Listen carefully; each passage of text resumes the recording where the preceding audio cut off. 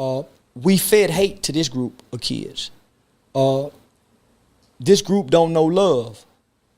Uh, this group don't know loyalty.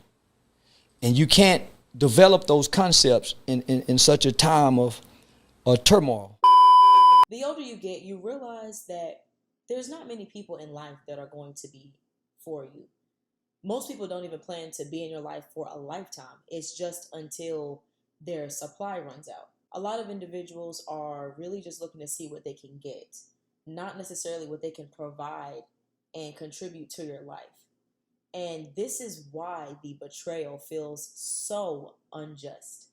Because you gave nothing but your best in positivity. And now this person, they run off and they find a new supply to take from.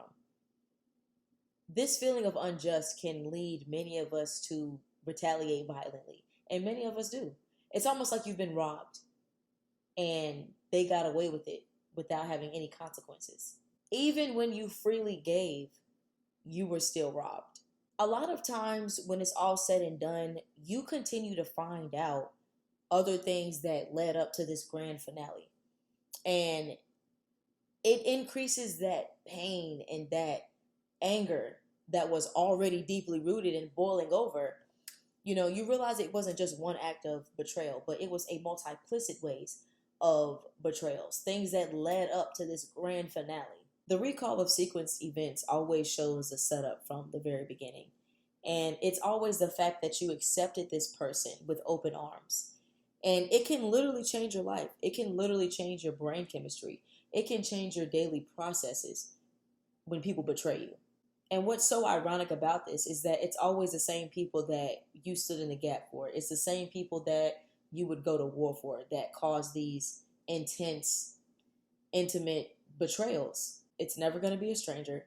It's going to be your wife. It might be your husband, your kids, your family member, your dad, your mom, your uncle, your best friend since y'all were 2, 3. It's always the very person or people that you hold so dear to your heart. It's always those same people that you truly value and that you truly love. Now, something else I want to get into, just switching gears, is we hear so many things about, we need to care about each other's mental health. We need more love in the world. But yet you turn around and you see those same people defiling their neighbor. It's almost like they couldn't wait to stop talking to go out and defile the person next to them. Now, one of the 2 greatest commandments is to love your neighbor as you love yourself, right? But the issue that I have with that is that people don't just not love their neighbor. People don't love themselves. And if you don't love yourself, how can you obtain anything? I personally think that this is one of the most hateful generations that we are all going to live out and see. And it's only going to get worse. How can you love your neighbor as you love yourself when you look in the mirror and you are completely hateful to yourself? Now, because people have this internal hate for themselves and other people, 90% of what they're saying is a projection of what they feel, a projection of what they think and see, a projection of how they view the world, and a projection of their insecurities. And how can you obtain or maintain any relationship with that type of mindset or that character or that attitude? The cycle of corruption is real. I believe you either conform to who and what has betrayed you, or you learn to elevate and rise above.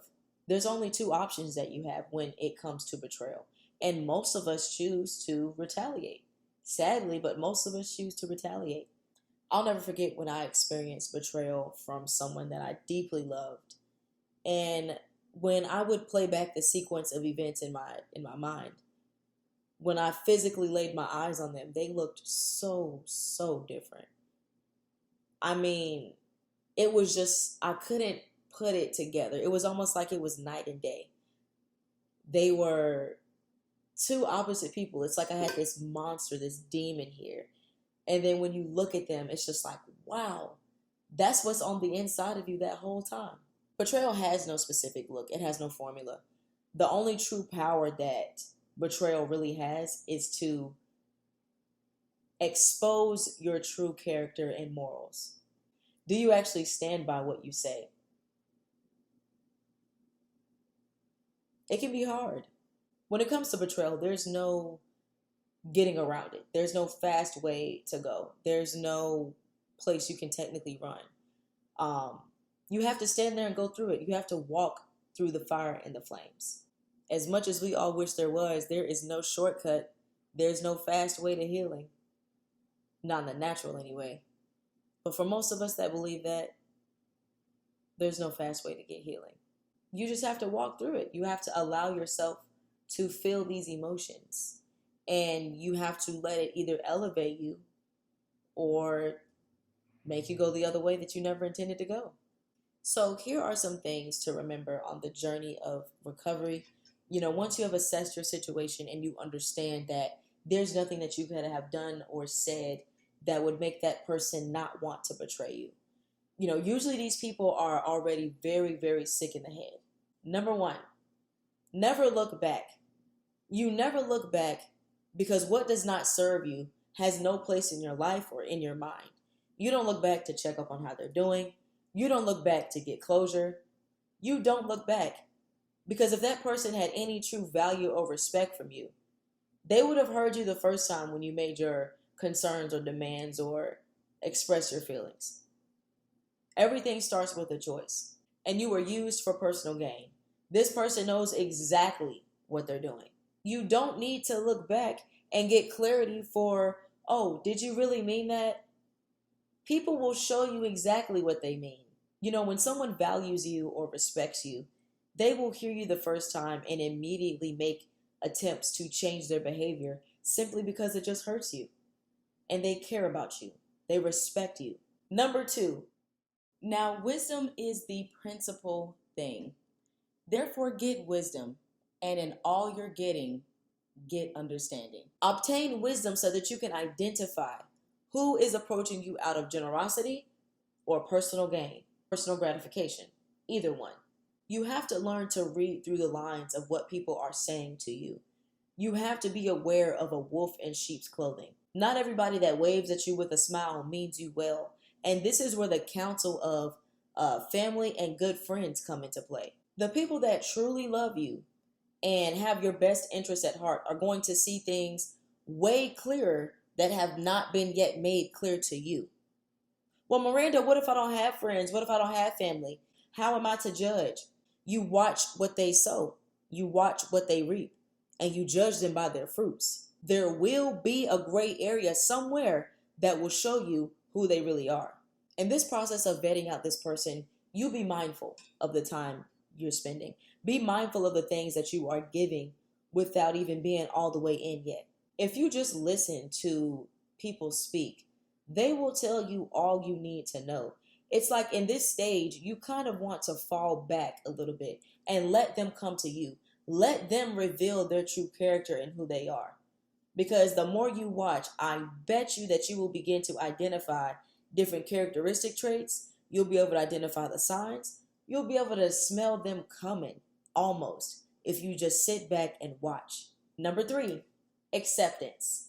Stop thinking that there was something that you could have done and said, to make someone not want to betray you. Everything in life starts with a decision.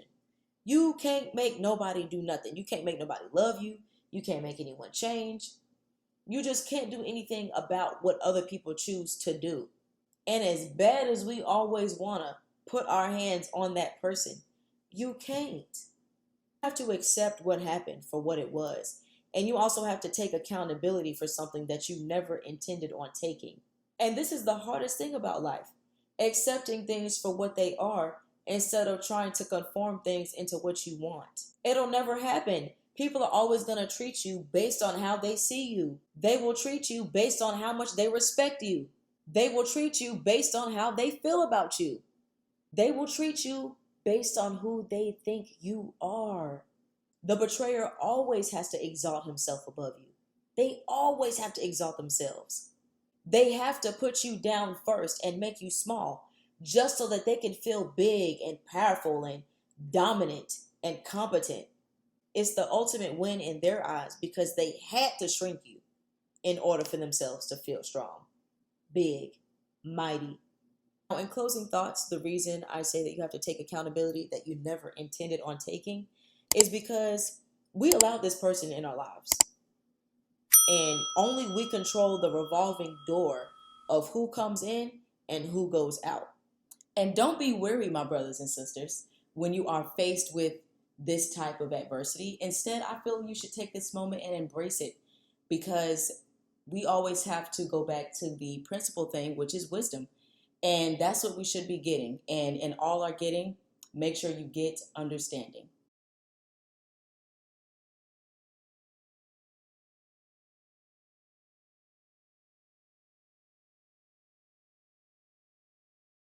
I spent 12 years trying to get a message to the youth, homie.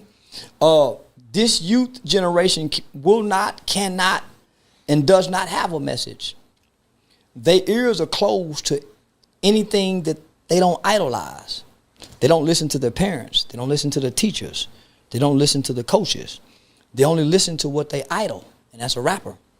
So this generation will not have a message of young people. They will not have a message. They will not have a messenger. They will be destroyed. This group here, that's why you see 10-year-old kids dying. That's why if you look at the death toll and you look at the youth murders, that's why you see old niggas ain't killing each other. Old people aren't dying of old age right now. They're living. We're outliving our youth. We're going to spend the next 20 years watching young people die like we did in the 90s. So we can purge and cleanse a new generation of people. Morville Talk.